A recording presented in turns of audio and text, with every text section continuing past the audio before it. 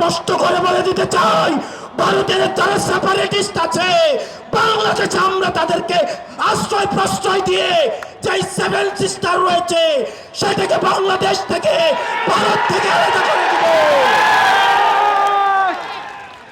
আমাদের ভারতের বিরুদ্ধে একটি পার্শ্ববর্তী দেশ বলার কোনো সুযোগ নাই। আপনার জবানে স্পষ্ট করতে হবে এই বাংলাদেশকে ভারত একটা ফিলিস্তিন বানাইতে চায়। আমাদেরকে সবাইকে ঐক্যবদ্ধ হতে হবে। ক্ষমতার জন্য, গদির জন্য, মন্ত্রণালয়ের জন্য যারা দিল্লি থেকে দিচ্ছে এই বাংলাদেশের স্বাধীনতা তারা তৃতীয়বারের মতো বিক্রি করে দেওয়ার প্রস্তুতি নিচ্ছে। প্রিয় মুক্তিকামী জনতা, আপনার আমার মৃত্যু এই নির্বাচন কমিশনের কাছে কেবলমাত্র একটি সংখ্যা। অথর্ব নির্বাচন কমিশন বলে হাদির মৃত্যু নাকি একটি বিচ্ছিন্ন ঘটনা।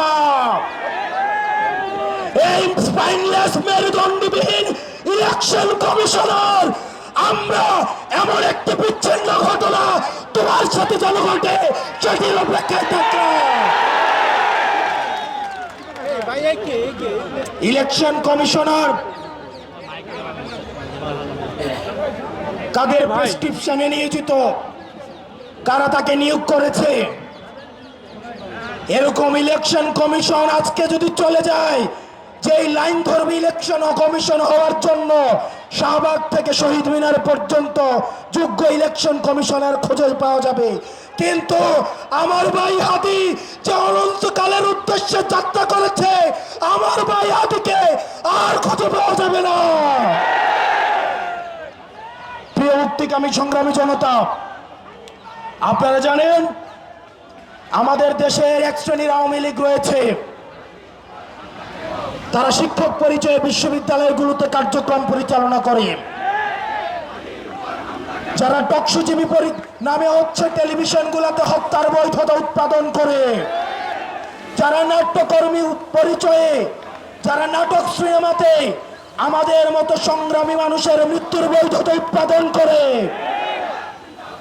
এই বিশ্ববিদ্যালয়ে নীল দলের যে 5-8 শিক্ষকরা রয়েছে তাদেরকে ধরে ধরে এই বিশ্ববিদ্যালয় থেকে বের করে দিতে হবে। এই নাটক সিনেমা থেকে আওয়ামী মুজিবের 5-8 এসব শিল্পকর্মীদেরকে দেশ থেকে বের করে দিয়ে ভারতে পাঠিয়ে দিতে হবে। টকশোজীবীদের উদ্দেশ্যে এই ভারতীয় আধিপত্যের বৈধতা উৎপাদন যারা করছে, যেসব টকশোজীবীরা, আপনাদের তাদের এই ফেসিস্টদের মানবাধিকারে আপনারা যারা বিশ্বাস করেন তারা মুসলিমের মানবাধিকারে বিশ্বাস করে না।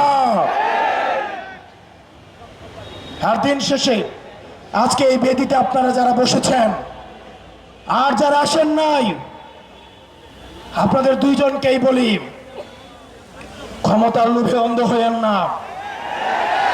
আজকে যদি আমার বুকে গুলি লাগে, আমি জানি এই ধরনের একটা প্রোগ্রাম হবে, এসে বক্তৃতা দিবেন, তারপর চলে গিয়ে আবার হচ্ছে সিট নিয়ে নেগোসিয়েশন করবেন। অনেক দল রয়েছে, যেহেতু আরপিও সংশোধন হয়েছে, এখন অন্য দলের মার্কায় নির্বাচন করতে পারবে না বলে নিজের দলের মার্কা বিলীন করে দেওয়ার জন্য তারা রেডি হয়ে আছে। এগুলো দিয়ে জাতীয় ঐক্য হয় না। এসব জাতীয় ঐক্য এগুলো মেকি।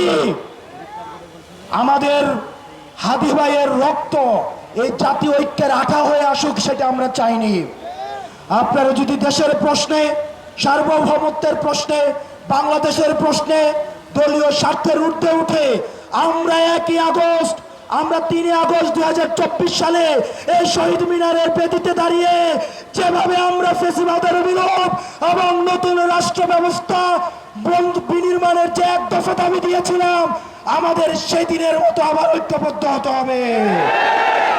ইনকিলাব, ইনকিলাব, দিল্লি না ঢাকা, দিল্লি না ঢাকা, ইনকিলাব, ইনকিলাব, অপ্রশ্ন সংগ্রাম, দালালি না রাজপথ।